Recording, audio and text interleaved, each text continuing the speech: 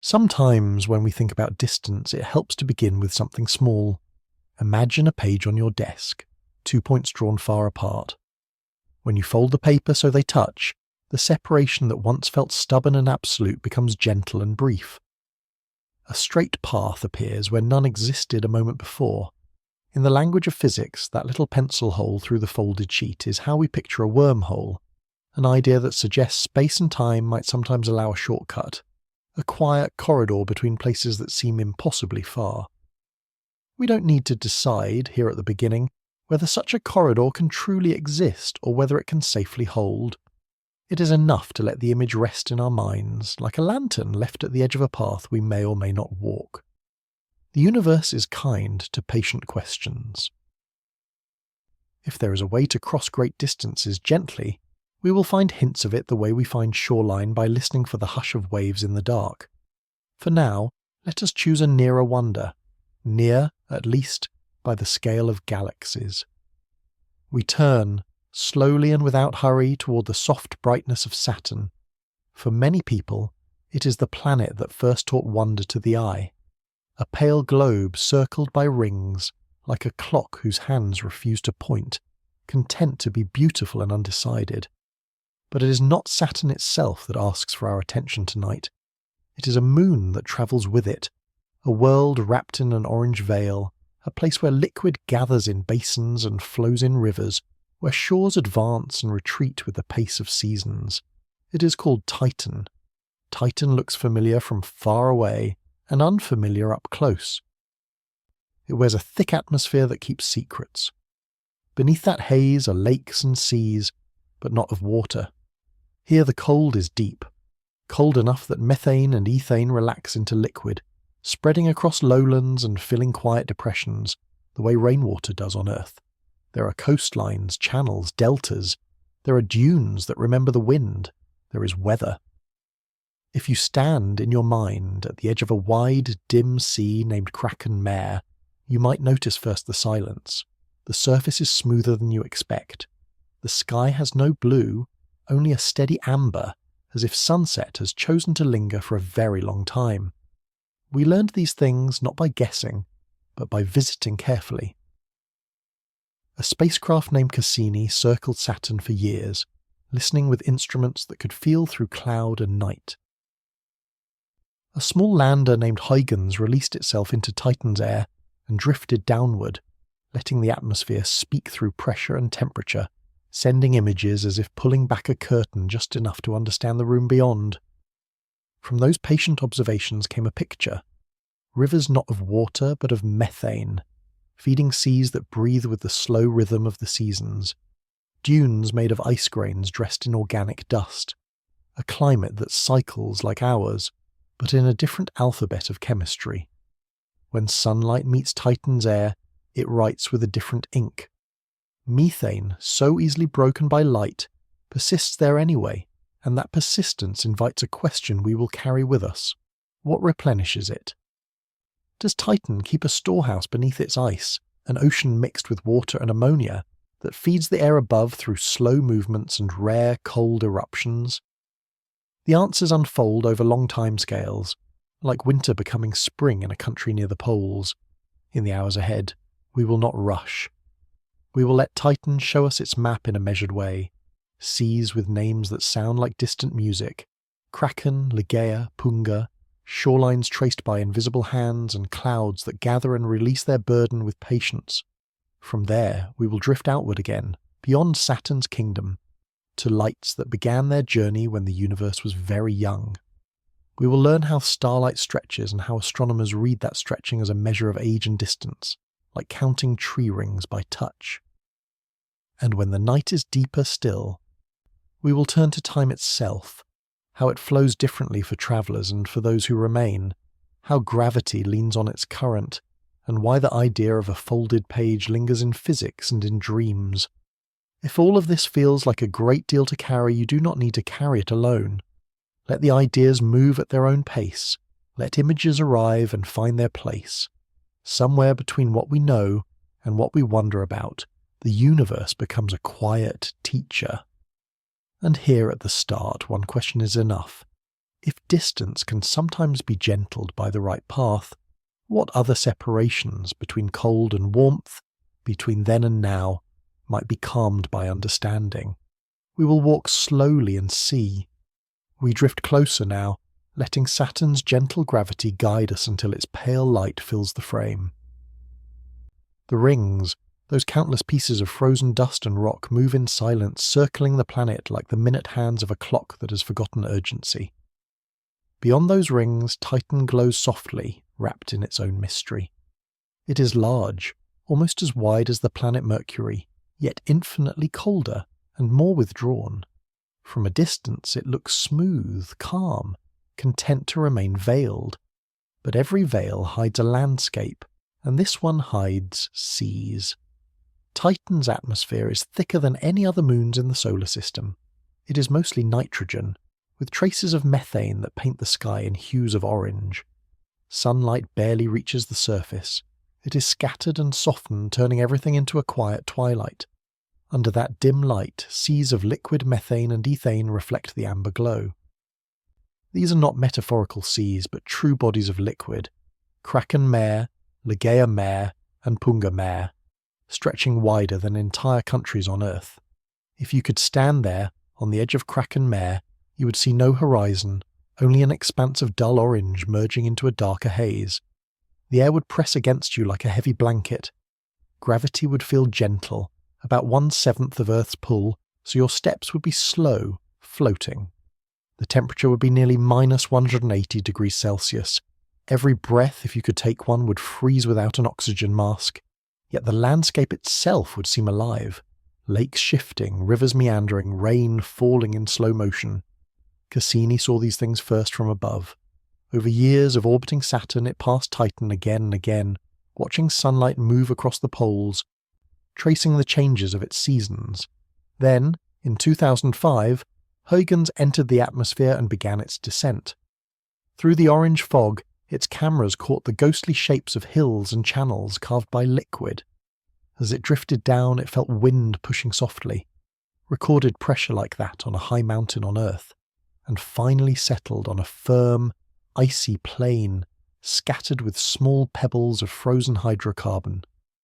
The lander stayed alive for a little over an hour, long enough to send back the first, and for now only, photographs from Titan's surface.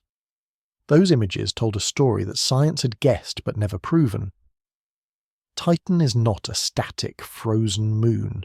It has weather.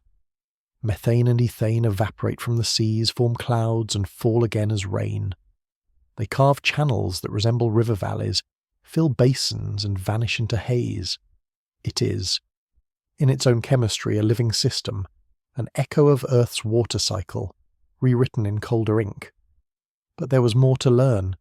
Cassini's instruments showed that Titan's atmosphere was rich in organic molecules, chains of carbon and hydrogen that, on Earth, form the basis of life.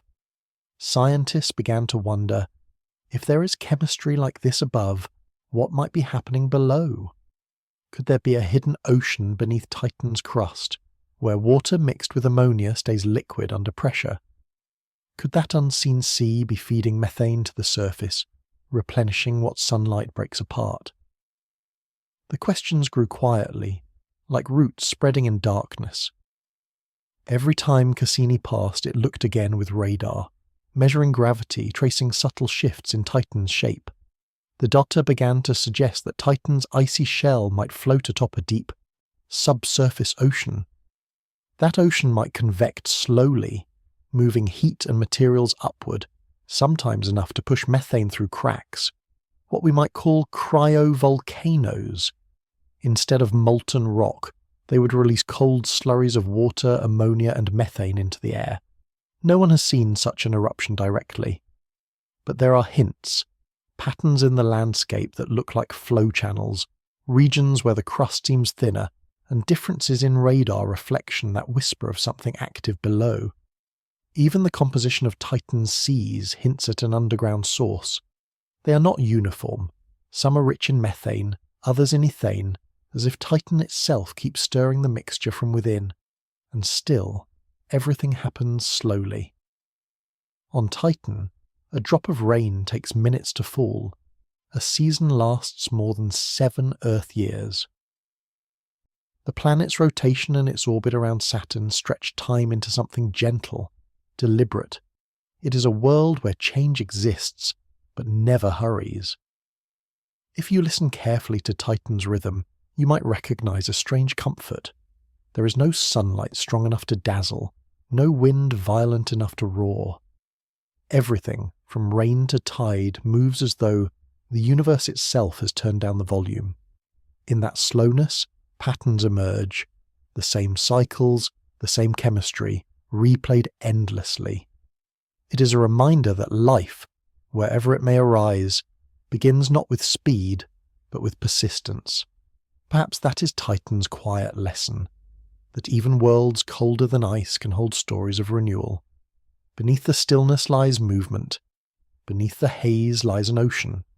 Beneath the numbers, a rhythm, steady, patient, and familiar. And as we leave Titan's soft glow behind for now, we keep its question close. If such a distant, frozen moon can carry echoes of our own planet's cycles, what else might the universe be repeating, far beyond what our eyes can see? When the Cassini spacecraft first approached Titan, it carried with it the curiosity of decades. For generations, astronomers had looked at that orange world and wondered what waited beneath the haze. Cassini was built to answer that question patiently, not with quick glimpses, but with years of steady observation, each orbit revealing a little more of Titan's character. The spacecraft's radar, unlike human sight, could see through the thick atmosphere. It mapped the moon's surface in faint echoes, tracing dark patches where lakes spread wide and bright regions where ice and dust reflected strongly. Over time, Cassini's instruments revealed something remarkable. Titan's landscape was alive with variation. It had mountains, valleys, and plains. Its polar regions held vast liquid seas. Its equator stretched into a desert of dunes, sculpted by methane winds that changed direction with the seasons. These dunes are not the golden sand we know on Earth. They are made of grains of solid ice and organic material, particles that drift down from the sky after forming high in the atmosphere. Under Titan's gentle gravity, they settle slowly, forming ripples that move at a pace measured in centuries. To study them is to watch geology breathe in slow motion. In this strange balance of cold and chemistry, Titan begins to resemble a mirror. Its dunes mimic Earth's deserts. Its clouds mimic our storms. Even its rain, though made of methane, follows the same dance of evaporation and return. But where Earth's warmth drives constant change, Titan's cold preserves the moment. A riverbed might remain unaltered for 1,000 years. A single rainfall might carve a new valley that will last until the end of the solar system. Among all these discoveries, one mystery stands above the rest. Methane. Sunlight should destroy it within a few tens of millions of years, yet Titan's atmosphere remains thick with it. Something replenishes the gas, though we do not yet know what. Perhaps it seeps from the surface, escaping from reservoirs trapped beneath the ice. Perhaps it rises from an ocean below, stirred by slow convection. Or perhaps Titan still harbours the faint afterglow of chemical reactions that continue deep underground. Cassini's gravity measurements offered a clue. By watching how Titan's motion slightly wobbled as it orbited Saturn, scientists could infer the internal structure. What they found was a world not entirely solid.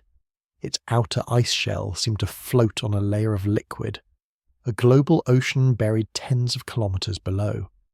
This hidden sea, likely composed of water mixed with ammonia, behaves differently than any sea on Earth. It doesn't shimmer, it doesn't touch the air, but it moves, quietly, like the heartbeat of a frozen world. That ocean changes how we think about Titan's history. A body with liquid water inside is not dead. Heat moves, pressure builds, chemicals mix. Over the planet's 4.5 billion-year lifetime, cycles of freezing and thawing may have shaped its surface, sometimes releasing methane into the air, sometimes sealing it back beneath new layers of ice. It suggests that Titan's story is not finished, only paused between breaths. Even the surface shows signs of renewal. Certain regions, when compared over the course of Cassini's mission, seem to shift in subtle ways, shorelines advancing, dark channels widening, bright plains dimming after seasonal rainfall. These are not sudden changes, but quiet rearrangements that speak of patience. Titan changes in the way mountains erode or glaciers flow, imperceptibly in human time, but inevitable in cosmic time. And beneath these grand motions lies chemistry, simple atoms of carbon, hydrogen, nitrogen, and oxygen combining into complex forms. Cassini detected many organic molecules drifting in the upper atmosphere, some of them precursors to amino acids and other building blocks of life. They gather in layers of haze, fall like invisible snow, and may collect on the surface or dissolve in Titan's liquid lakes. There, under pressure and cold, they might continue to evolve, combining into even more intricate structures. We do not know if those structures cross the boundary into life. The temperatures are brutally low. Reactions proceed so slowly that even a molecule seems to take its time thinking. But Titan gives us something profound, a glimpse of chemistry that mimics life's beginnings in a different register, a colder rhythm. It shows that the universe has many ways to write the same poem. When scientists speak of Titan as one of the most Earth-like worlds, they do not mean warm or welcoming. They mean dynamic. They mean balanced. They mean familiar in its logic, even when alien in its substance. On Titan, gravity, heat, and atmosphere work together as they do here, only slower, softer, more deliberate. If you could walk there, you wouldn't need a heavy pressure suit. Titan's air is thick enough to support you. You would only need oxygen to breathe and insulation to withstand the cold. The rain would fall lazily, drop by drop, drifting rather than plummeting. Each droplet would take minutes to reach the ground, moving about 6 times slower than on Earth. The silence between drops would be immense, and perhaps that is the wonder of Titan. It reminds us that the universe is not hurried.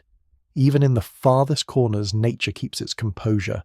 Seas form, rains fall, dunes move, all at a pace that welcomes stillness.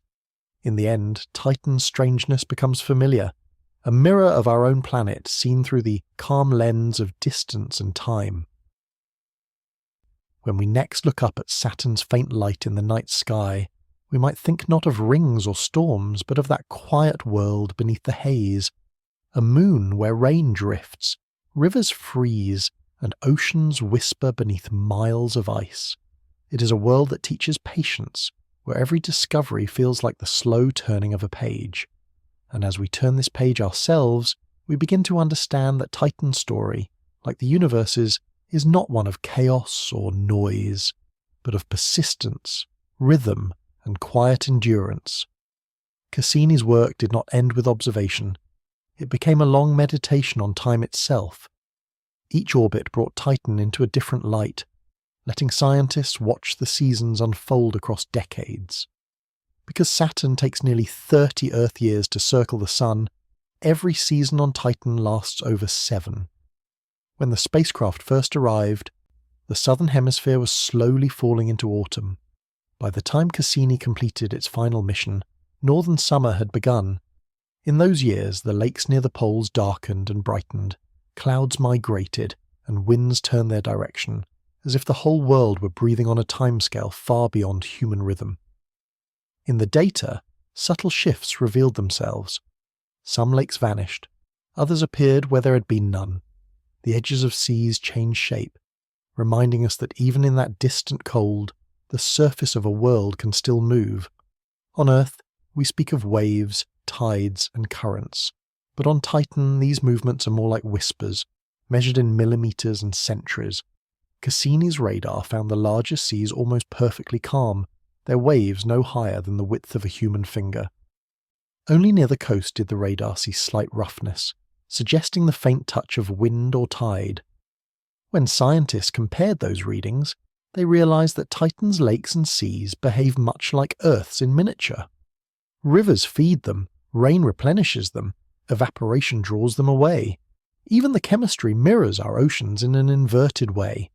Titan's rivers are almost pure methane, fresh and light, while its seas contain more ethane, heavier, slower to evaporate, more like salt water in our world.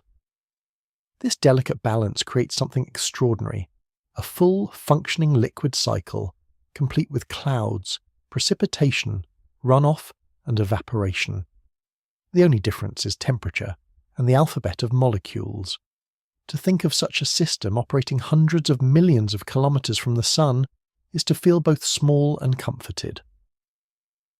Nature reuses patterns wherever they work. It writes the same idea with different symbols, water here, methane there, always producing rhythm and renewal.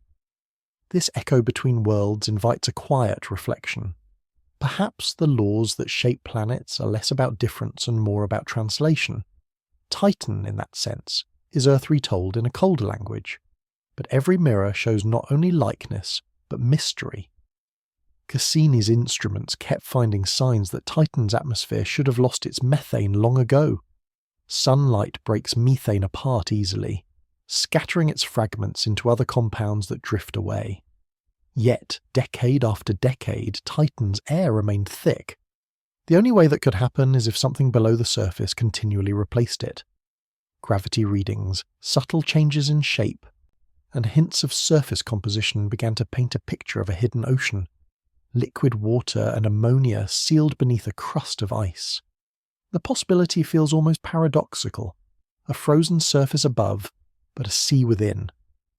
In that subsurface ocean, heat from Titan's core could mix with water and rock, creating reactions that release methane over time. The process would be unimaginably slow, but constant, like a heartbeat you can't hear. Over billions of years, these pulses of gas could have maintained the atmosphere we see today. And perhaps, on rare occasions, pressure might build enough to open vents through the ice, allowing cold eruptions to breathe methane into the sky. Scientists call these cryovolcanoes, and though no one has yet seen one erupt, the surface bears scars that might be their remains. When we speak of volcanoes, we usually imagine fire, molten rock, and destruction. But on Titan, even fire takes on a different nature. Here, a volcano could release ice. Its lava would freeze the moment it met the air. Its smoke would be snow. It is another reminder that the cosmos does not follow our metaphors. It rewrites them. Cassini's long study of Titan gave us another quiet revelation. The moon is not rigid. Its shape changes slightly as it moves around Saturn, flexing under the planet's gravity. These tiny tides suggest that the inner layers are soft, that the hidden ocean shifts beneath its crust like a sleeping sea turning over. To detect such movement across 1 billion kilometers is to witness patience made visible. If the ocean beneath Titan's crust truly exists, it joins a small but growing family of possible ocean worlds, Europa around Jupiter, Enceladus around Saturn, and perhaps even distant moons of Neptune and Uranus. Each carries the same question, soft and persistent. Could life begin where sunlight never reaches? Could warmth from within, mixing with liquid and time, create something that grows? On Earth, we find answers in the deep ocean. At hydrothermal vents, where volcanic heat meets seawater, life thrives without light, microbes feeding on minerals, turning chemistry into energy. If something similar happens within Titan, it would follow the same logic. Water meeting rock, generating molecules that might someday breathe. But Titan is patient. If there is life there, it moves slowly. It would not glow or swim or speak. It would evolve like frost forming on glass, gradually, silently, without intention. We may never see it, but we can sense the possibility. And that is enough. Sometimes wonder itself is the discovery. The Cassini mission ended in 2017, when the spacecraft was directed to plunge into Saturn's atmosphere, ensuring that it would not accidentally contaminate Titan or Enceladus. In its final hours, as it transmitted its last signals, it passed again near Titan, one last quiet flyby. From that distance the moon looked unchanged, still veiled, still glowing faintly against the darkness. Yet we knew it differently now. Beneath that haze lay a complex, dynamic, living world, not alive in our sense, but alive in its movement, its chemistry, its patience. Titan continues to orbit, its seasons turning, its methane rains falling, its ocean breathing beneath her ice. Cassini's echoes remain, stored in radio waves and numbers, waiting for future explorers to listen again. And they will, because another traveller is already being prepared. A small winged one designed not to orbit or to crash, but to fly. It is called Dragonfly. In that name alone, something light, fragile and curious, you can already feel the spirit of exploration, not conquest, but listening. And when Dragonfly finally spreads its blades over Titan's skies, we will begin again the slow conversation that Cassini started, a conversation between curiosity and silence, between warmth and cold, between what we know and what still sleeps beneath the ice. The Dragonfly mission represents a new kind of exploration, one not content to look from afar but ready to hover close, to touch, to listen. Unlike the rovers on Mars that crawl over rock and dust, this spacecraft will take to the air. It will use Titan's thick atmosphere and low gravity to fly from place to place, covering hundreds of kilometers in a single journey. On Earth, such a design would be heavy, unwieldy, but on Titan it will float almost effortlessly, carried by air 7 times denser than ours. Dragonfly is more than a machine. It is an idea, a quiet bridge between chemistry and curiosity. NASA plans to launch it in the late 2020s, with its arrival scheduled for the mid-2030s. It will not rush. It will take years to travel, years to descend through the haze, and then years more to drift across the surface, stopping often to study and rest. Every part of the mission feels in harmony with Titan's nature, deliberate, patient, unhurried. Its instruments will study the air, the ground, and the faint traces of organic compounds that Cassini once glimpsed but could not fully touch. It will carry drills to collect samples, ovens to warm them gently, and detectors to read their secrets. Among these tools is a mass spectrometer, an instrument that separates atoms and molecules by their weight, revealing what they are made of. With this, Dragonfly will look for the chemistry of life before life, the slow dance of carbon, nitrogen, and hydrogen that might, over eons, have learned to think. Every landing site has been chosen with care. Some will lie near the dunes, where organic dust settles like snow. Others will touch the dried channels where methane once flowed. Each stop will bring a new whisper of Titan's story. The wind, the surface, the faint echoes from below. It may seem strange to send such a delicate craft so far, to a world where the temperature can freeze nitrogen solid. Yet Titan's conditions, in their extremity, offer something precious, a glimpse of what early Earth might have been before sunlight and warmth reshaped it. The haze that wraps Titan today may echo the atmosphere of our planet 4 billion years ago, when complex molecules began to form in the absence of oxygen. If that is true, Dragonfly will not just study another world. It will study our own beginnings, reflected back across time and distance. For now, the plans unfold slowly, each test and calculation deliberate. Scientists build models of Titan's winds, test propellers in chambers filled with nitrogen, simulate the silence and cold.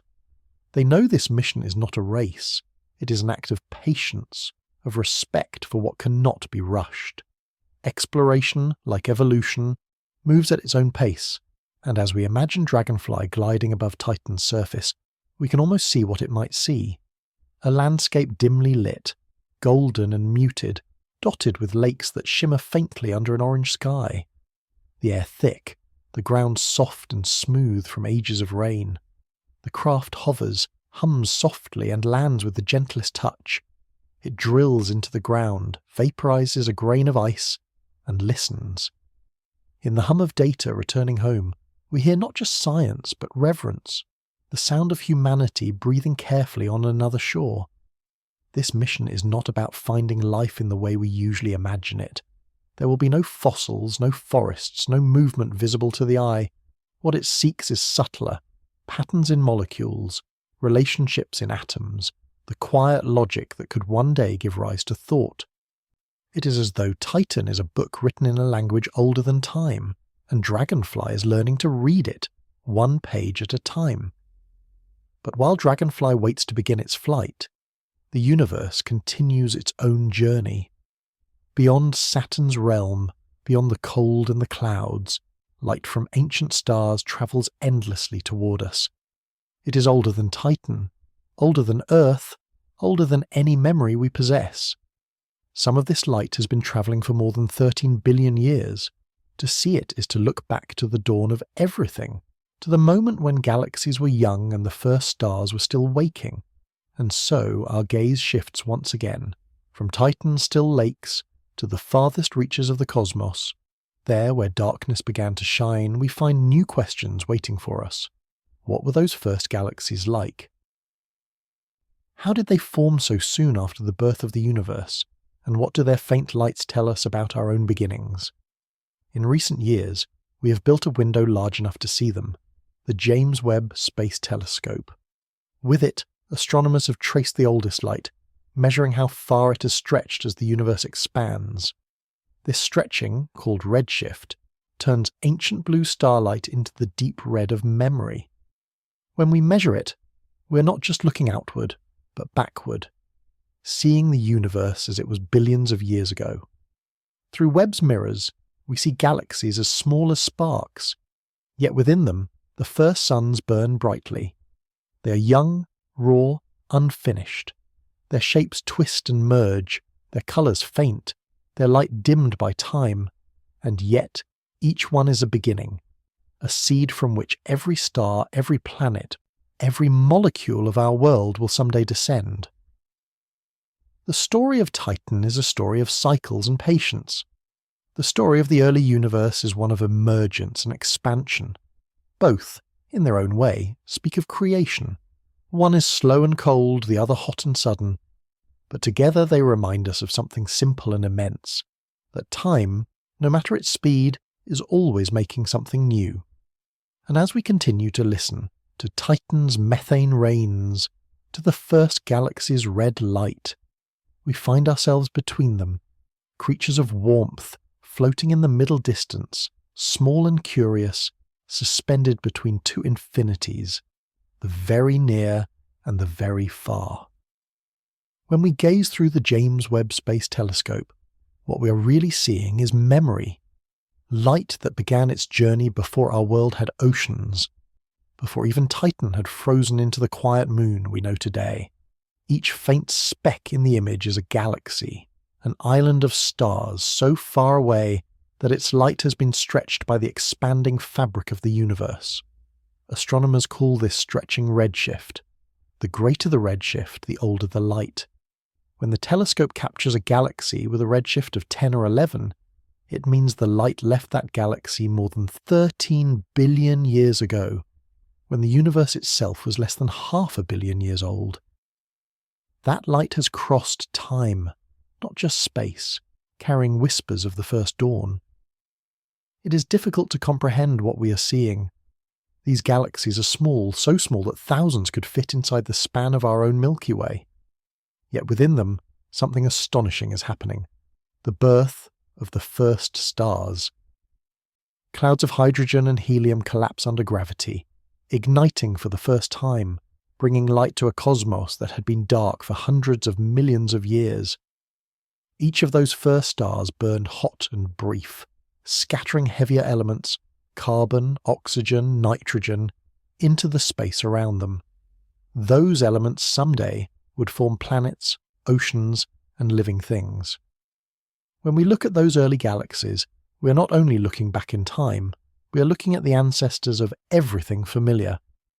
Every atom in your body, every molecule in Titan's seas, was once inside one of those first stars. The light from that ancient epoch now falls upon mirrors in a telescope 1 million miles from Earth, and through it we are reminded that nothing in the universe truly disappears. Matter changes, light travels, stories continue. Among the countless galaxies Webb has observed, a few stand out because of their distance and faintness. galaxies like Gliese D13 and ICERS 93316, detected at redshifts beyond 13, take us within 300 million years of the Big Bang. Others, such as MAC 647JD, are seen through the natural magnifying glass of gravitational lensing, a phenomenon where the gravity of a massive cluster bends light from something even farther behind it. These distortions are not flaws, they are gifts. They allow us to see deeper, to notice what would otherwise remain hidden. The light from these galaxies is delicate, faint, and patient. It tells us about the universe's early composition, when there were few heavy elements, when the first stars were still crafting the ingredients of chemistry. We learn that those galaxies were not uniform, they formed quickly, sometimes colliding and merging even before the universe had reached its first billion years. The cosmos, in its youth, was restless but creative, full of sparks and beginnings. To measure these galaxies, astronomers use instruments aboard Webb that can split light into its colours, spectrometers, cousins of the ones Dragonfly will carry to Titan. In both cases, the method is the same. Listen to light and let it tell its story. Whether it's methane glowing faintly under Titan's orange haze or hydrogen stretched into red silence across 13 billion years, the principle is unchanged. Light remembers. We only need to learn how to read it. And what we read is humbling. The early universe was not empty. It was busy, forming stars at a rate faster than our own galaxy does today. These first galaxies were hotbeds of creation, transforming darkness into brilliance. When their light finally reached us, it carried not just photons, but the record of all those transformations. Every image Webb captures is both a snapshot and a fossil, a memory of energy turning into matter, of simplicity learning to become complex. It is strange to think that the same physics guiding the methane rains on Titan governs the formation of galaxies at the edge of time. Gravity pulls, heat moves, molecules interact. Scale changes, but pattern endures. Nature writes in repetition, from the swirl of a hurricane to the spin of a galaxy, from a droplet falling on a frozen sea to the birth of a star. The more we observe, the more the universe seems to echo itself. Titan's hidden ocean, slowly cycling methane, and the cosmos's distant galaxies. Slowly assembling stars, both follow rhythms of energy and balance. One is intimate, the other vast. But their connection lies in patience.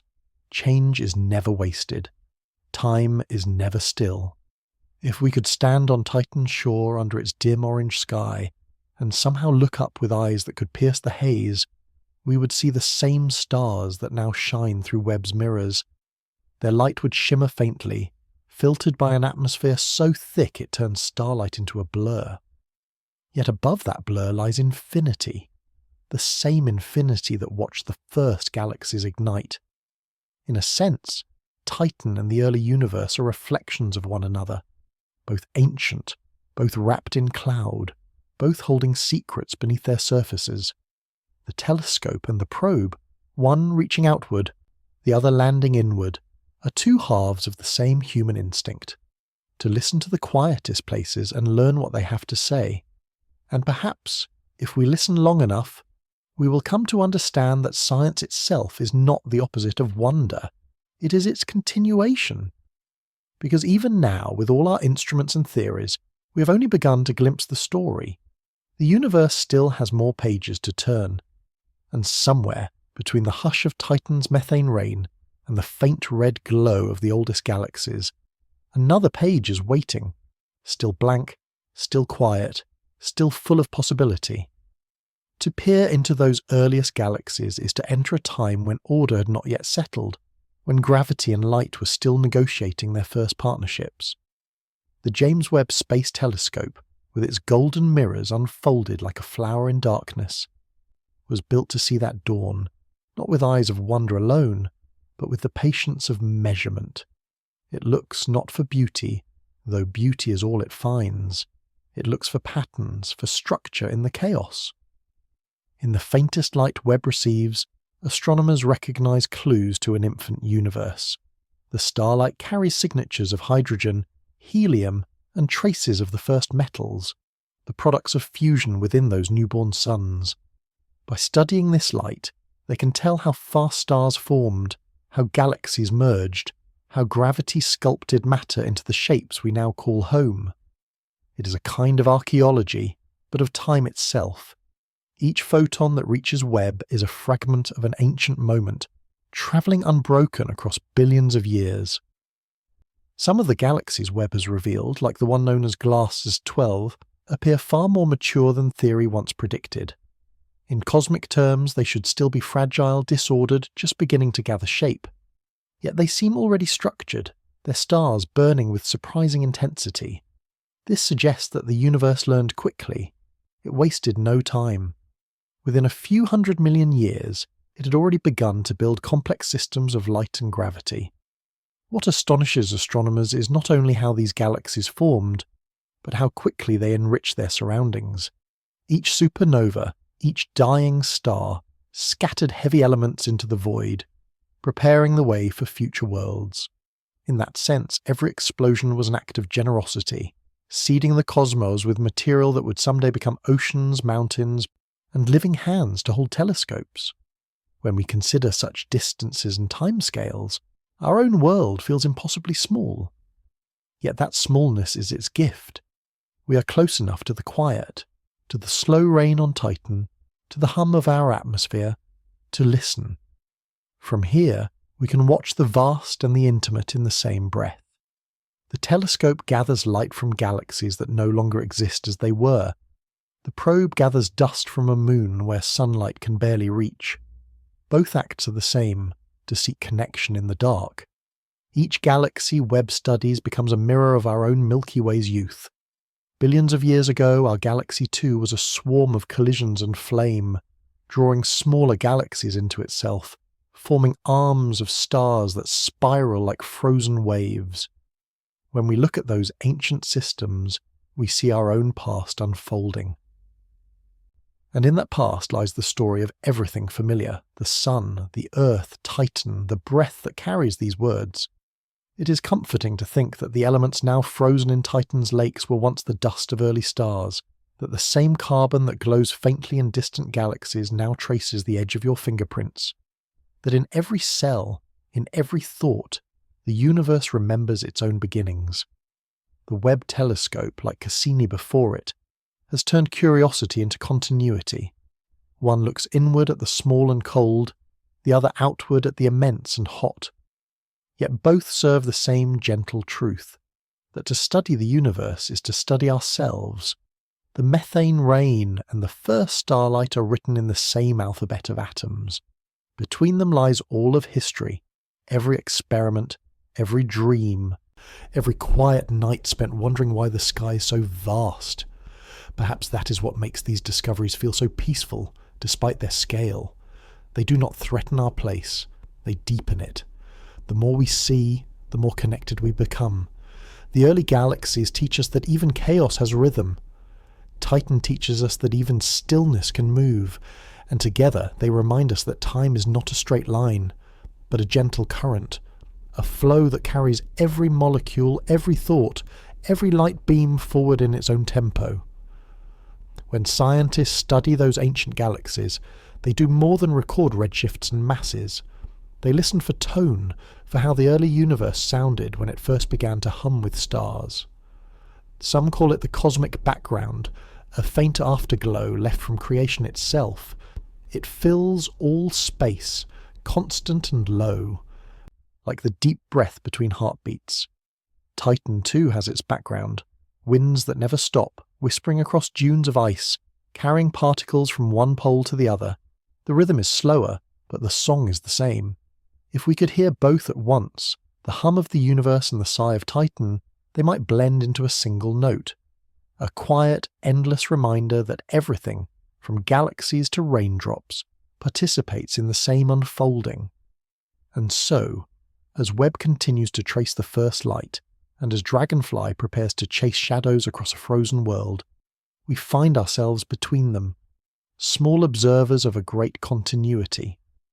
What began with stars continues with us, not as rulers of the cosmos, but as witnesses. The cosmos is not asking us to conquer it, It is asking us to listen, and in that listening, perhaps we will discover that the universe, despite its enormity, speaks softly, always has, always will. Every discovery, no matter how grand, begins with silence.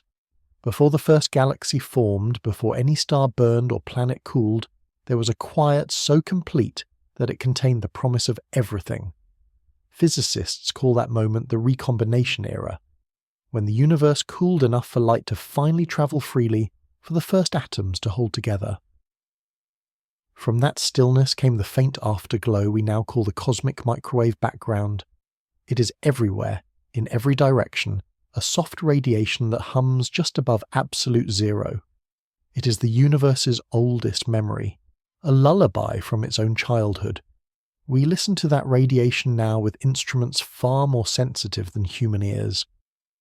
What they reveal is not noise but pattern, tiny ripples in temperature and density small as 1 part in 100,000. Those ripples, born from quantum fluctuations, would grow into galaxies, clusters and stars. From randomness, order began to unfold, slowly, gently, without haste. When the first stars formed, they poured energy into that darkness, reionizing the universe and clearing the fog. For hundreds of millions of years, light had been trapped, scattered, unable to travel far. Then, with those first suns, transparency returned. The cosmos became visible again.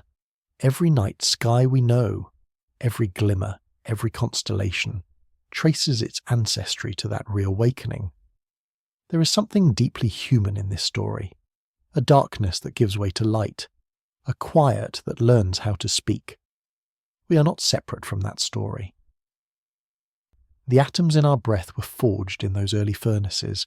The same cosmic background that drifts through empty space also drifts through us. Each photon that warms your skin has travelled through time as patiently as any explorer, older than memory, older than language. From the first galaxies, matter continued to gather, guided by gravity's soft pull. Over billions of years, stars lived and died, scattering heavier elements into the void. Planets began to take shape. Worlds of rock, ice and gas, each one experimenting with form. Some found warmth, some froze. Some, like Titan, settled into equilibrium so delicate it could last for eons.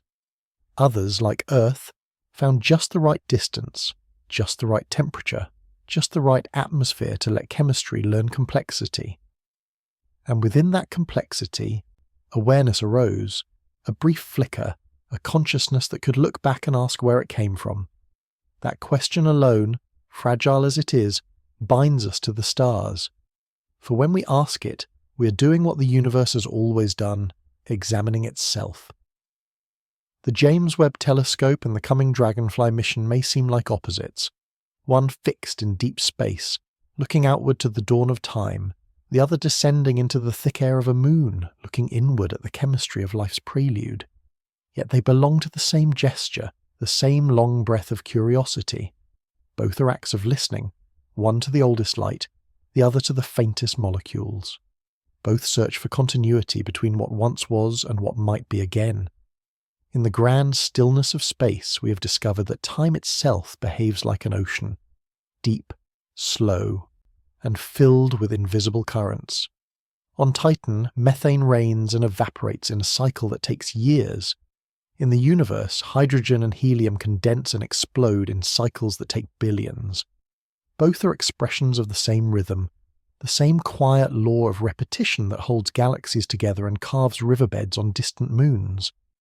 We sometimes think of space as empty, but it is not.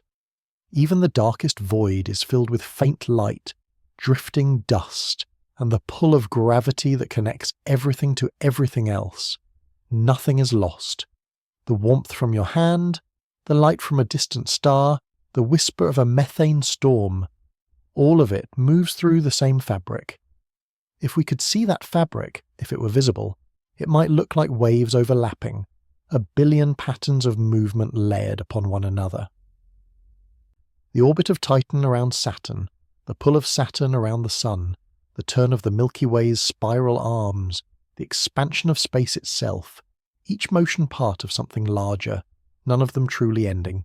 Perhaps that is why the more we learn, the calmer the universe feels. It is vast, yes, but it is not chaotic. It breathes in cycles. It returns to balance. For every explosion, there is condensation. For every death, a new beginning. For every loss, a trace of continuity. And so we listen to the hum of ancient light, to the slow rainfall on Titan, to the echoes of worlds still forming. Science, in its gentlest form, is not about conquering mystery but dwelling within it. To study the cosmos is to accept its pace, to know that answers come as slowly as the seasons on Saturn's moon, and that understanding, like starlight, travels long distances to reach us. Maybe that is why these stories of methane seas and ancient galaxies feel like bedtime tales told by the universe itself. They do not rush to a conclusion. They do not demand belief. They simply unfold softly across time, whispering that everything that has ever been is still here, changed but not gone. The light continues to travel, the rain continues to fall, and somewhere between them we are learning, slowly, to listen. When light has travelled for billions of years, it becomes more than illumination. It becomes time made visible. Each photon that reaches a telescope carries with it a record of expansion, collision, transformation. The universe, in this way, keeps its diary not in words but in wavelengths, and every time we look up we're reading a page from it. For centuries, humanity thought of the cosmos as something distant and separate. Stars were ornaments scattered across a dome, the planets wandering lights. But the deeper we listened, the more the distances dissolved. What we once called space began to feel less like emptiness and more like a bridge, a medium through which everything moves and communicates. In that bridge, light slows as it passes through atmospheres, bends around gravity, redshifts with time. Matter itself changes form, collapsing into stars, exploding into nebulae, condensing again into planets. The scale is immense, but the rhythm remains familiar. The same processes that shape galaxies also shape storms on Titan. The same gravity that gathers galaxies also pulls a droplet of methane toward its sea. It is this continuity that gives science its quiet poetry. Every discovery, from Titan's slow rain to Webb's ancient galaxies, is a variation on a single theme, structure emerging from stillness, complexity born from patience. If we follow that thread, it leads us from the macrocosm, the vast field of galaxies, and to the microcosm of atoms and molecules. In both, the same laws apply. Energy becomes order, disorder returns to calm. Across billions of light years or in a single cell, nature follows the same mathematics of balance. The astronomer and the chemist are therefore reading the same language, just at different scales. One listens to hydrogen stretched across cosmic distances, the other listens to methane condensed in alien clouds. One studies the beginning of galaxies, the other studies the beginning of life. Both, in their own way, are tracing the grammar of creation. On Titan, that grammar is written in hydrocarbons, chains of carbon and hydrogen that form under the slow sculpting of sunlight and time. In Titan's atmosphere, these chains weave together, fall as orange haze, and accumulate on the surface. Each flake that settles onto ice is an unfinished sentence, a molecular phrase waiting for the right conditions to continue. If liquid water occasionally mixes with those molecules, perhaps from impacts or volcanic heat, it might provide the punctuation that allows chemistry to become something more. In that possibility, distant and delicate, lies a question older than humanity. Is life rare, or is it the natural consequence of patience? When we imagine life, we imagine movement, colour, breath. But at its foundation, life is rhythm, energy flowing through matter in cycles. It may not need warmth or sunlight. It may exist in the quiet dark, feeding on gradients of temperature or chemistry. On Titan, that rhythm might be incredibly slow, a thought that takes a century to form, a pulse that beats once in 1,000 years. But even that slowness would be an affirmation. The universe can create awareness in more ways than one. Meanwhile, far beyond Titan's orbit, galaxies continue to mature. Their shapes twist and stretch, drawn by the gravity of neighbours. Stars form in clusters, live brief, brilliant lives, then scatter their remains across interstellar space. Each generation adds new elements to the cosmic palette: iron, calcium, phosphorus. From these ashes, planets like ours emerge, each one a new variation in the ongoing composition of matter. If we could compress time, speed it up until billions of years passed in seconds, we would see the universe breathing, galaxies forming and merging, stars flickering and fading, worlds colliding and cooling. It would look like an ocean viewed from above, waves rising and falling endlessly, foam breaking and reforming, every movement part of a larger pulse. And yet, within that vastness, there is always detail.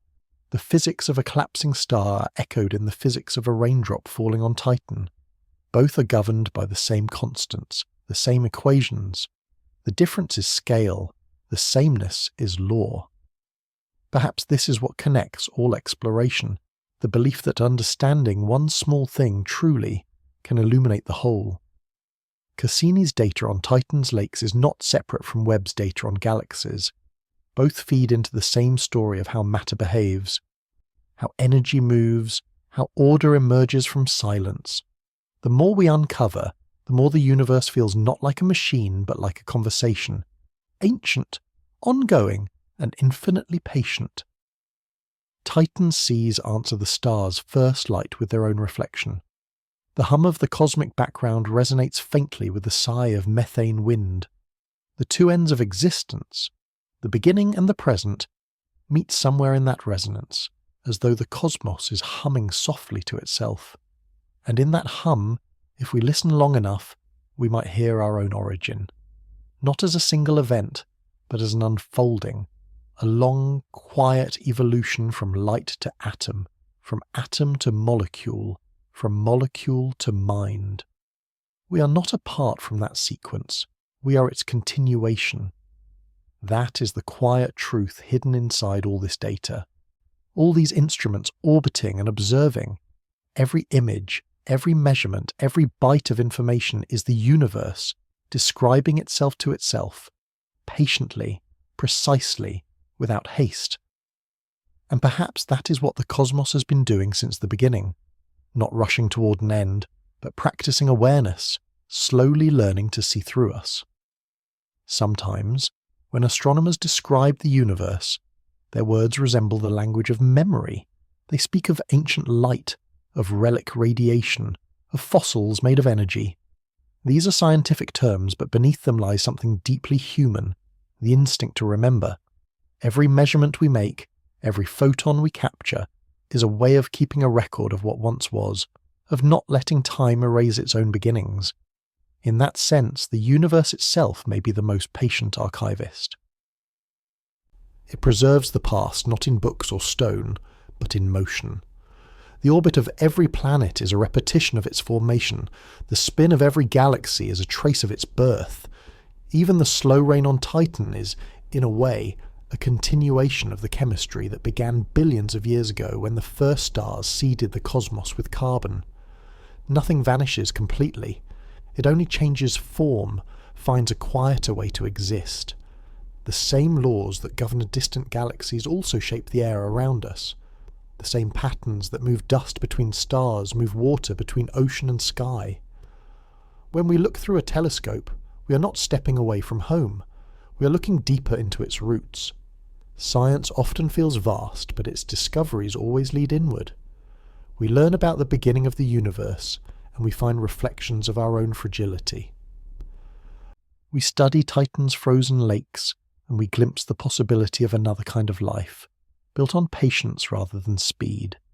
We measure the redshift of galaxies, and we are reminded that expansion itself is a kind of breathing, that everything, from atoms to planets, lives by exhale and inhale. Consider for a moment the scale of this rhythm. A droplet of methane takes minutes to fall on Titan. A star lives for billions of years before releasing its elements. A galaxy drifts for eons before merging with another, and in between, a single human life, a heartbeat, a blink. We exist within these overlapping tempos, and though our part seems small, it is not meaningless. Our capacity to wonder is itself an echo of the universe's long patience. When we build telescopes, probes, and instruments, we are not defying time, we are joining it. We are becoming participants in its continuity. The light that Webb sees today began travelling before our solar system existed. It crossed cosmic voids, slipped past clouds of hydrogen, bent around invisible masses. It has been stretched and cooled by the universe's expansion, so that what once shone as blue now glows as red. When that light strikes a sensor, it stops travelling. Its journey ends not in darkness, but in understanding.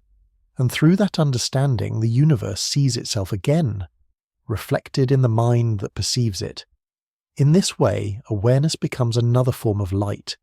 It illuminates, but it also connects.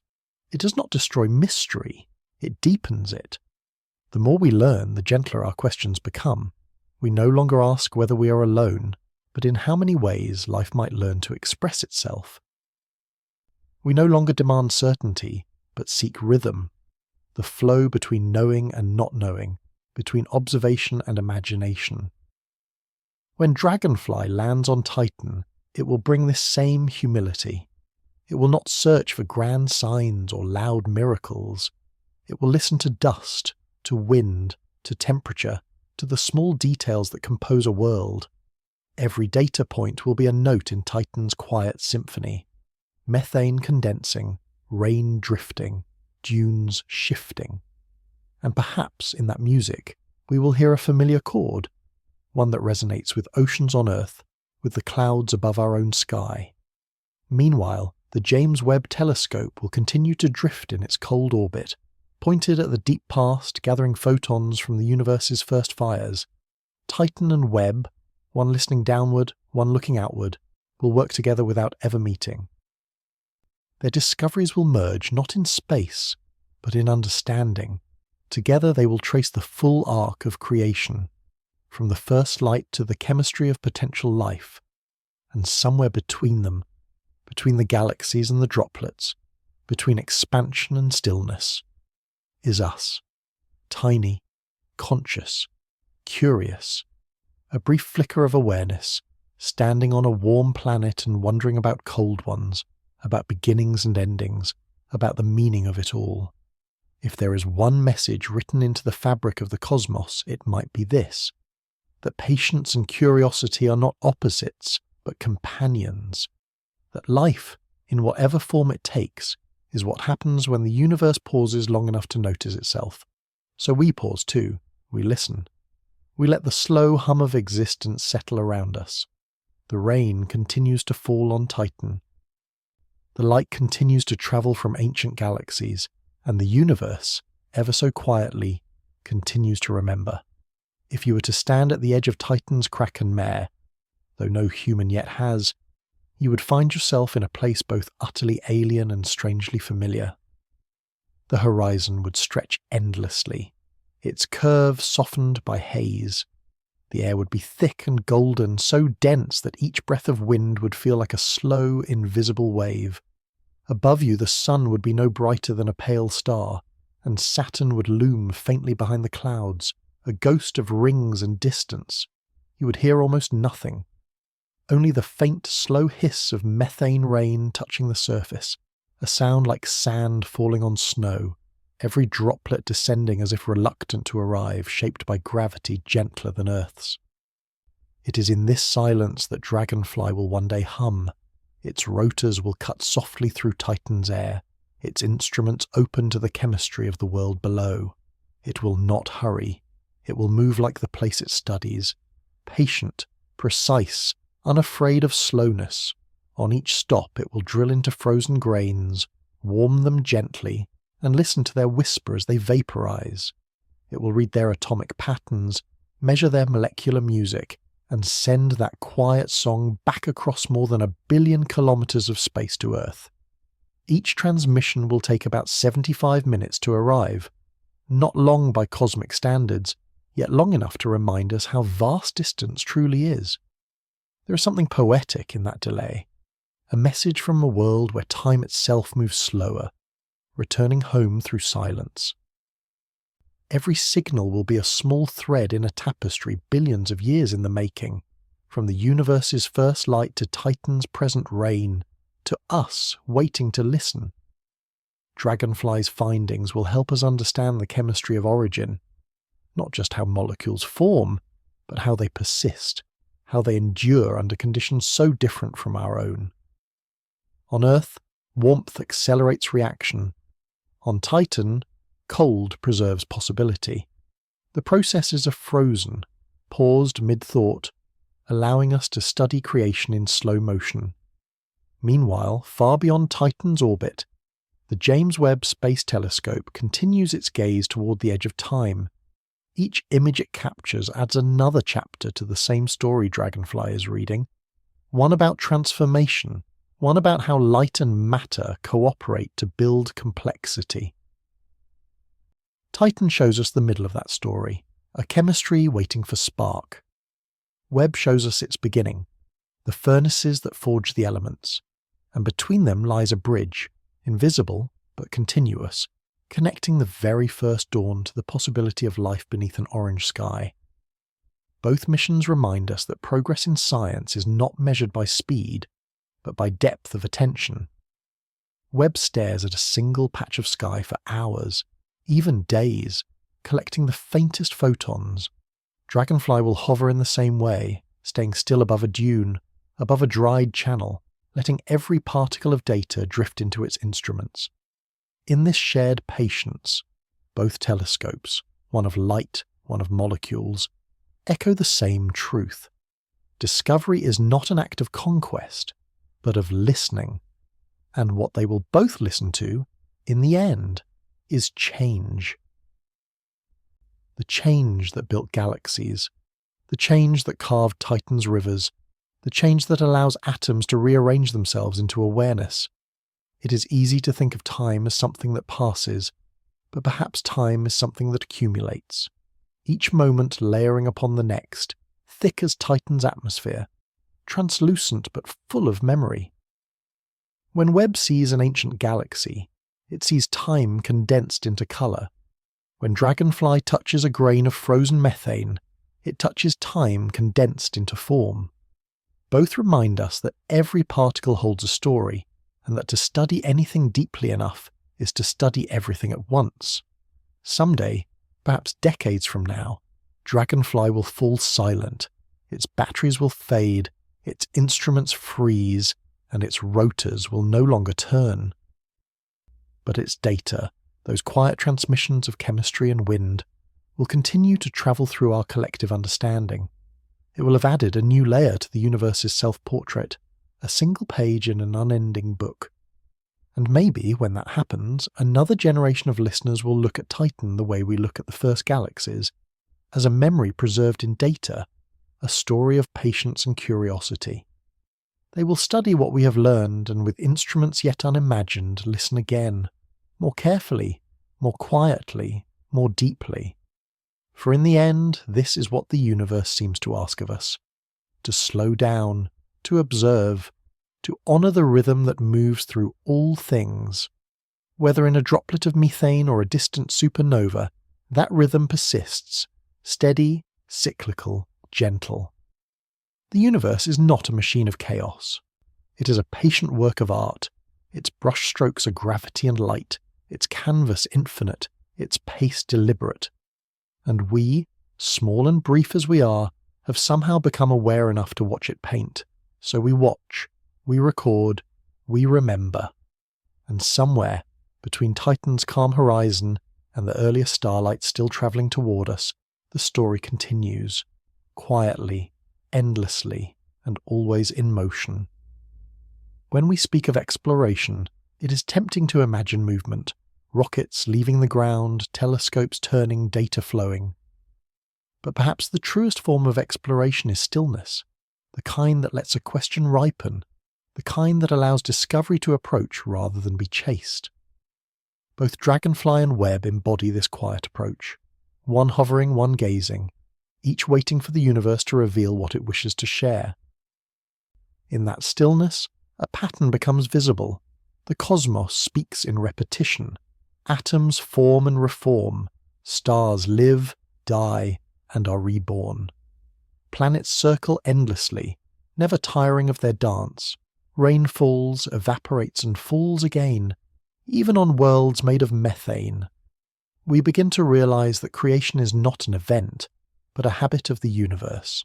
Every cycle, no matter its scale, carries forward the same intention: to keep existing, to keep changing form, to keep echoing itself in new ways. Titan is one such echo. It takes the ancient elements, carbon, hydrogen, nitrogen, and arranges them into new combinations. Its chemistry is not life, but it has rhythm, order, repetition, the early vocabulary of existence. In its orange haze we see the ghost of our own beginnings, preserved in a colder mirror. The Webb telescope, meanwhile, looks far enough back to witness those same elements being born. Deep in the heart of collapsing hydrogen clouds, stars fuse simple atoms into heavier ones. Each explosion of light is a signature, a note written into the score of time. What Titan now holds in frozen seas once burned in the cores of the first suns. Between Titan and Webb, there is no contradiction, only continuity. One shows us the forge, the other the aftermath. One reveals the energy that created complexity, the other the complexity that waits for energy. Together they describe the full circle of cosmic evolution, from fusion to chemistry, from fire to reflection. It is strange and humbling to think that our species has become a bridge between those extremes. Our minds, fragile and brief, can connect moments separated by billions of years. We can hold in thought both the birth of galaxies and the slow reign of methane on a distant moon. We can listen to signals that began before Earth existed and imagine the chemistry that might someday awaken beneath Titan's ice. In a universe governed by time, awareness becomes an act of defiance. We cannot stop the expansion of space or the decay of stars, but we can notice them. We can remember, and in remembering, we give meaning to what would otherwise be only motion. Perhaps that is what the cosmos has been seeking all along. Not worship, not conquest, but comprehension. Not a voice shouting into the void, but an ear willing to listen. Life, in this sense, is the universe achieving self-awareness. On Earth, that awareness speaks in words. On Titan, it might someday whisper through chemistry. Somewhere else, it could shimmer as light, or hum as vibration. Every form of consciousness is just another way the cosmos has found to know itself. For now, the messages come slowly. Webb's images arrive as delicate data streams, transforming ancient light into colour. Dragonfly's transmissions will take their time, drifting through the void at the speed of radio. Yet their slowness feels right. The universe has never hurried, and so neither should we. Imagine this. A signal leaves Titan, a handful of bits, a few kilobytes of information, travelling outward, crossing the orbit of Saturn, then Jupiter, then Mars. It passes Earth's moon, enters our sky, and finally reaches an antenna, a silent ear turned toward the stars. Inside that small pulse of data lies a fragment of another world, the chemistry of a dune, the temperature of a breeze, the trace of an ancient molecule formed in shadow. We receive it, decode it, and in that instant, the universe becomes slightly more self-aware. 1 billion kilometers of distance, 1 billion years of history, all collapsed into a moment of understanding. And in that moment, we realize that we too are part of the same conversation. The atoms in our hands were once light in the first galaxies. The water we drink may contain hydrogen forged before time began. The questions we ask are not new. They are the universe remembering its own wonder through us. Perhaps that is why these great machines, the telescopes, the probes, the laboratories, feel less like inventions and more like extensions of the same cosmic curiosity. They are not tools we have built. They are organs the universe has grown to perceive itself more clearly. The circle widens, from the first spark of light to the glow of a screen, from the rain of methane to the thought that names it. And though one day both the telescope and the probe will fall silent, their purpose will continue in us, and in whatever comes after us, and because awareness once begun does not end, it travels like light into the future. The universe is still unfolding, Titan's rain still falls, galaxies still spin.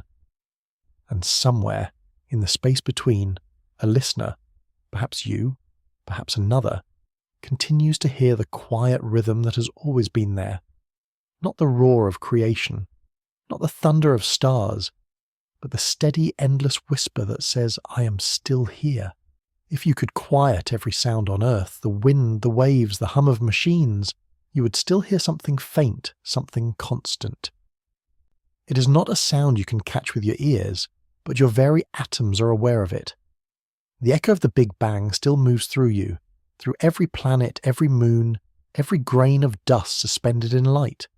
It is a reminder that silence, in the universe, is never truly empty. Even the void hums with the residue of beginnings. This ancient murmur, the cosmic microwave background, is so delicate that it fluctuates by mere fractions of a degree. Yet from those tiny ripples came everything. The galaxies that now blaze in Webb's vision, the stars that gave birth to worlds, and the molecules that will one day fall as rain on Titan. It is a hum that connects every age, a vibration that binds the newborn universe to our brief present moment. If you stand beneath Titan's dim sky and let the methane drizzle touch your helmet, that same hum surrounds you. You cannot hear it, but it folds into the slow rhythm of the rain, into the soft weight of the atmosphere pressing gently against the ice. Titan feels isolated, but it is not alone. It exists inside that same vast pulse. Every drop that lands on its surface carries with it the memory of the stars that made its carbon and hydrogen. Perhaps this is what it means for the cosmos to be alive, not in the way of blood and breath, but in the way of resonance. Every part responds to the rest. Every vibration finds an echo somewhere else. The hydrogen atoms in Titan's methane were born in the same early furnaces whose fading light Webb now detects. The gravity that shapes its seas is the same gravity that sculpted the Milky Way's spiral arms. Everything, down to the smallest particle, belongs to the same choreography. And yet, even within this vast sameness, there is individuality. Each world, each galaxy, each droplet of liquid methane carries its own story, its own tempo within the universal rhythm. Titan's tempo is slow. Its day lasts more than 16 Earth days. Its years stretch across 29 of ours. Seasons linger for 7 years each. Time on Titan does not rush. It unfolds. Perhaps that is why studying it feels like meditation. When Cassini circled Saturn, its instruments recorded the whisper of Titan's winds. Steady, low, sometimes no faster than a human's walking pace. Through the dense haze, sunlight filters weakly, taking 8 times longer to fade after sunset than on Earth. Every natural process there has learned to wait. Rain builds over weeks before falling. Seas form not from rivers, but from the quiet gathering of vapour over centuries. In those conditions, life as we know it may never arise. But another kind of story unfolds, one of endurance, of stability, of chemistry finding calm. Titan shows us that not all creation needs warmth or urgency. Some worlds dream instead of stillness, and in that stillness they keep the record of the cosmos intact. Imagine Dragonfly, years from now, resting on a plain near the edge of Kraken Mare, its rotors silent, its sensors open to the air. Around it, the horizon glows with faint amber light. It listens. The wind speaks in low frequencies. The methane droplets tap against its shell, and deep beneath the ice an unseen ocean shifts slowly. In those movements, there is nothing dramatic, no eruption, no storm, no roar. But there is a kind of truth, a reminder that even without motion, there is meaning. Far away, Webb continues to stare into the opposite of stillness, the frantic youth of the universe, where stars form and die in moments of brilliance. Titan and Webb form a symmetry, one watching the universe's slow heartbeat, the other its first quick breaths. Both perspectives are necessary to understand existence. It is easy to forget, amid the beauty of these discoveries, that they come from fragile instruments and fleeting minds. Cassini, now dust in Saturn's atmosphere, was a brief visitor. Webb, though powerful, will one day fade, its mirrors cooling into silence. Dragonfly 2 will eventually rest forever, its memory preserved in data. And yet their purpose will not end, because the knowledge they leave behind becomes part of the same fabric that they studied. Every measurement, every photograph, every byte of information becomes another way the universe remembers itself. Perhaps memory is the universe's way of loving what it creates. A star explodes, and its light travels for eons, carrying the memory of its own fire. A probe lands on a moon, and its signals cross the void, carrying the memory of a human hand. Both gestures say the same thing: I was here, and I saw. We are often told that the universe is indifferent, that it has no purpose beyond physics. But when you step back and look at it as a whole, its endless feedback, its cycles of creation and renewal, you might feel something else. Not indifference, but persistence. Not chaos, but continuity. The universe does not need meaning. It is meaning, unfolding slowly through time, and so we listen, to the echo of the Big Bang, to the calm sea of Titan, to the light from galaxies too old to name. Each tells the same story in a different dialect, of beginnings without endings, of silence that is not emptiness, of patience as the highest form of creation. There is a peculiar comfort in knowing that the light we see from distant galaxies is, in truth, ancient. It means that even as everything changes, nothing is ever entirely lost. Light lingers, it travels without forgetting. What we call the past still exists, suspended across space, waiting to be noticed. Somewhere, right now, the light from Cassini's last transmission still moves outward, spreading faintly through the solar system, carrying a memory of the moment it dissolved into Saturn's atmosphere. It will keep travelling for billions of years, long after we're gone.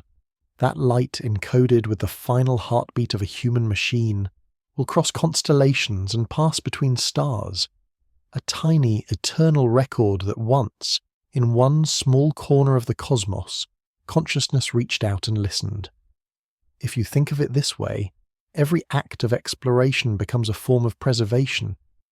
We send not just machines, but memory. A spacecraft is a bottle thrown into a cosmic ocean, carrying inside it a message that reads, "We were curious," and curiosity, when stretched across time, begins to look very much like love. Not the love of possession or comfort, but of recognition, of seeing something vast and unknowable and saying, "I want to understand you anyway." That is what Titan represents. A love letter to mystery. That is what Webb represents. A love letter to time. One looks forward, the other backward, and between them humanity stands, trembling, awake, suspended between origin and possibility. Think of Titan's methane rain again, how each droplet forms high in the haze, falls for hours through thick air and lands so gently that it hardly splashes. Now imagine the first hydrogen atoms after the Big Bang, swirling through the dark, cooling, condensing into stars. The two images, separated by 13 billion years, mirror each other perfectly. Both are acts of condensation, the universe gathering itself into form again and again. It is almost as if creation itself is a kind of remembering. The same materials keep returning, reshaping, trying new arrangements. Nothing truly disappears, it only changes its rhythm. Even death, in cosmic terms, is not an end but a pause, the slowing of one process so another can begin. When a star dies, its ashes scatter through space, forming the ingredients for planets, for oceans, for air. When a human dies, their atoms return to the same cycle, drifting eventually into soil or water or light. Titan's lakes, too, are filled with the carbon that once drifted between stars. The difference between us and the cosmos is not in substance, it is in awareness. We are the same materials learning to see themselves. That awareness, though brief, changes everything. A single conscious thought, what if, transforms the universe from a machine into a mirror. Through our questions, matter contemplates its own existence. Through our instruments, the cosmos examines itself. Every observation, every photograph of a faraway galaxy, every analysis of Titan's reign is the universe turning inward. It's humbling to realize that this reflection depends on fragility, on beings that sleep, dream, and fade. The cosmic mirror exists only because we care to look. The universe, in this sense, is not complete without observers. Awareness gives it closure, even if for a fleeting moment. Perhaps that is the quiet gift of science, not to conquer the unknown, but to hold it, gently, in comprehension. Not to name every secret, but to honour its existence. When Webb peers into the dark, when Dragonfly listens to Titan's winds, when we close our eyes and imagine what they will find, we participate in the same ritual, the act of noticing, and notice how soft that act becomes over time. At first, exploration was loud, engines, countdowns, flames. Then it grew quieter, orbits, signals, data. Now it has become almost silent. Light curves, spectral lines, whispers of methane. The deeper we reach, the more tender our touch becomes. We no longer need to shout into the void. We only need to listen. That listening reveals something remarkable. The universe is not static. It is still learning. Every galaxy Webb uncovers is a younger version of what exists now. Every moon we visit is a rehearsal for worlds yet to come. Titan, with its slow chemistry, might be showing us a glimpse of what Earth once was, or what other planets may someday become. We like to think of ourselves as explorers, but perhaps we are simply witnesses, standing quietly as the cosmos performs its eternal act of transformation. We are not separate from that performance, we're inside it, made of it, shaped by it. The light that left ancient stars now lights our eyes. The carbon from forgotten explosions now moves through our lungs. And as long as we remain here, noticing, reflecting, remembering, the story continues. Because the universe does not truly expand away from us. It expands through us. Every thought, every act of wonder is another ripple in that endless unfolding. And in that unfolding, nothing is ever truly gone. If you close your eyes for a moment and breathe, you can almost feel it. That slow pulse, that faint vibration beneath everything. It is not imagination. It is the same rhythm that moves through the tides of Earth, through the orbits of moons, through the slow drift of galaxies. You're hearing what the universe has been saying since the first moment of time. I am still becoming. We often picture the cosmos as silent and distant, but perhaps it is not distant at all. Perhaps distance is only an illusion created by light's patience. Every photon that reaches us has been travelling for billions of years, yet when it arrives, it touches us in the present. The past in this way is not gone, it is still arriving, it is still speaking, and what it tells us is both simple and infinite, that creation is ongoing. The stars are still forming, the elements are still rearranging, the seas of Titan are still rippling under an amber sky. The universe is not a story with a beginning and an end, but a river, ancient, self-renewing, flowing without pause. Our instruments, Cassini, Dragonfly, Webb, are like small boats drifting on that river, each carrying a lantern. Their light does not banish the dark. It only reveals the texture of its surface, and that is enough. Because understanding, like the universe itself, is not something to finish. It is something to tend to. Think of Titan again. Imagine the hush over its frozen dunes, the air thick enough to carry sound but too cold for life as we know it. Beneath that silence, a hidden ocean moves, slow and unseen. Above it, the methane clouds circle endlessly, raining and evaporating, raining again. The cycle repeats, patient, tireless, complete. Now think of the galaxies Webb has shown us. Vast spirals of light that existed when the universe was young. Their beauty is not in their perfection, but in their persistence. They have survived collisions, expansions, and unimaginable stretches of time, yet still they shine. And here we are, in the middle of it all, fragile creatures on a small planet, building machines to listen to raindrops on distant moons and starlight from the dawn of time. We may not live long, but our curiosity does. It stretches across generations, across species, across centuries of silence and rediscovery. It is perhaps the most enduring thing we have ever created. When we speak of the future, of new telescopes, new missions, new questions, what we are really speaking of is continuity. The same curiosity that led us to Titan will lead someone else beyond it. The same wonder that built Webb will one day build another eye, sharper and gentler still, and each of them, in its own way, will add another line to the universe's self-portrait. Maybe that is what makes all of this so quietly moving, the realization that we are part of something that does not end.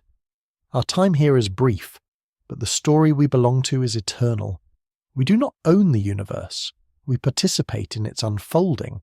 There is no final frontier, only deeper listening, no ultimate answer, only better questions. And if you let that truth settle, it becomes peaceful. Because it means that even as we fade, even as our voices quiet, the conversation continues. The light keeps travelling. The rain keeps falling. The cosmos keeps remembering. So let us end not with discovery, but with stillness. A pause long enough to hear the rhythm beneath everything, the low hum of existence, the slow breathing of time. Above Titan, the haze thickens. Below, the methane waves move without hurry. In the farthest corners of the sky, ancient light still drifts toward us. And here, on this small blue world, a listener, perhaps you, sits in the dark, hearing it all converge. The universe is not asking for applause, it is only asking to be noticed, and in noticing, we become part of it, not apart from the stars, but among them, not observers of time, but moments within it. The story continues, as it always has, as it always will, in silence, in light, in patience, in wonder.